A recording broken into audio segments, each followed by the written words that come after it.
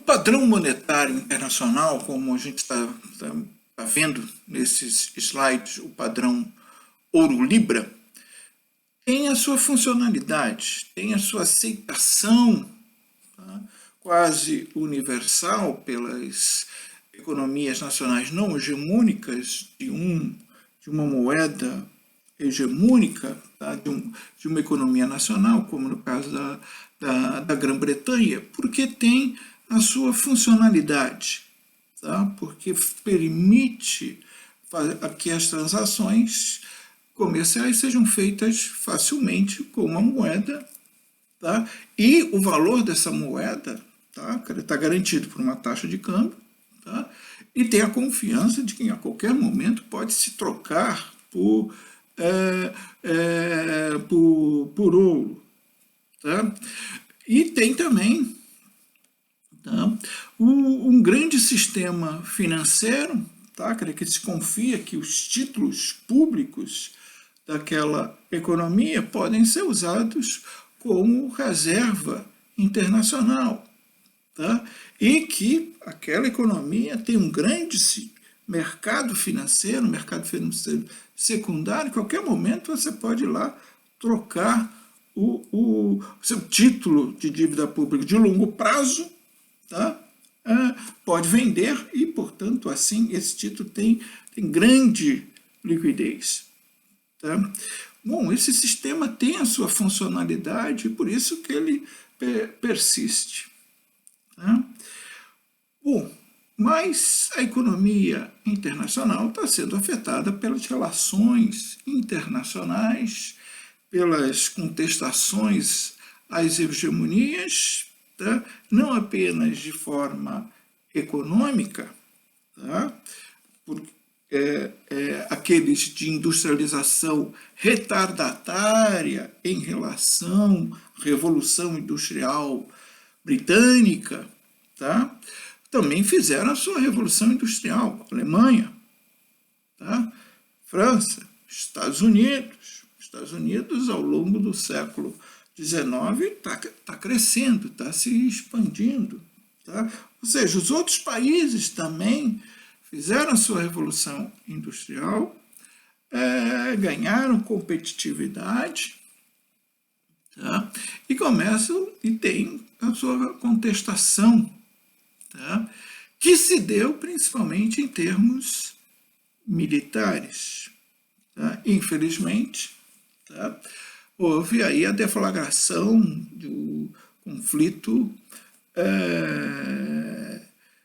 da Áustria, Alemanha com França e Inglaterra. Tá?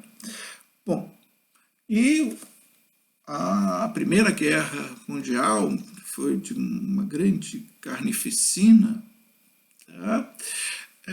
Tem grandes custos econômicos. Tá? Bom, e aí os países precisam importar. E quem teve a grande vantagem, tá, comercial foi os Estados Unidos. Tá? Foi uma guerra europeia. Os Estados Unidos ficou como fornecedor, tá, de materiais de importações, tá? E a Inglaterra, tá, teve um grande déficit comercial com os Estados Unidos.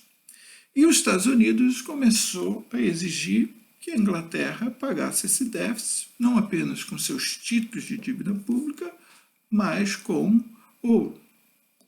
Tá? Isso vai fazer com que haja uma redução das reservas em ouro na Grã-Bretanha e um aumento nas reservas de ouro nos Estados Unidos. Pós Primeira Guerra Mundial, tá? Tratado de Versalhes, que vai exigir reparações de guerra, tá? da Alemanha. Tá? Bom, as taxas de câmbio fixas, tá, antes da Primeira Guerra Mundial, tá, já não sustentavam mais um relativo equilíbrio nos balanços de pagamento em relação com os Estados Unidos. Os Estados Unidos tornou-se a grande nação superavitária, tá, e as outras nações deficitárias. Tá? Bom, o que elas procuraram fazer, tá, foi, tá, começar a sair da regra básica do padrão ouro-libra, da taxa de câmbio fixa, porque os outros países também tinham uma taxa de câmbio fixa em relação à libra, e a libra em relação ao ouro. O que os outros países começam a fazer são desvalorizações. Tá? Ou seja, desvalorizações da sua moeda nacional. Tá? Para quê? Para tentar voltar a um equilíbrio, né, no seu balanço de pagamento, principalmente na sua balança comercial. Tá? É o que é chamada guerra cambial, tá, que eu estou colocando no slide, as desvalorizações cambiais competitivas, que quem chama beggar tá, your neighbor.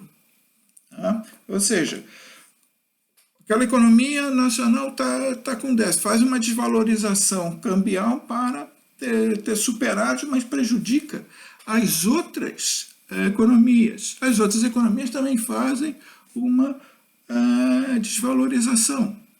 Tá? A Inglaterra, a Grã-Bretanha, desculpa, procura voltar ao padrão ouro, tá? Mas não consegue. Por quê? Porque a sua estrutura produtiva já não garante, e a estrutura financeira já não garante também esse superávit. Tá? Então, se considera que o período entre guerras, entre a Primeira e a Segunda Guerra, é um período de declínio do padrão ouro-libra. Tá? E algo problemático teve as recessões, a recessão de 29, que vai se arrastar até a década de 30, e final da década de 30 tem um novo conflito mundial, tá? De 39 a 1945, tá? Já em 44, já no final da Segunda Guerra Mundial, se resolve fazer uma reunião para, tá, se voltar, após a guerra, a ter uma economia internacional com fluxos crescentes. Tá? E se resolveu fazer essa reunião aí com os principais países, aí que o Brasil participou, que foi a reunião de Bretton Woods. Tá? Vamos ver isso no próximo documento de slide.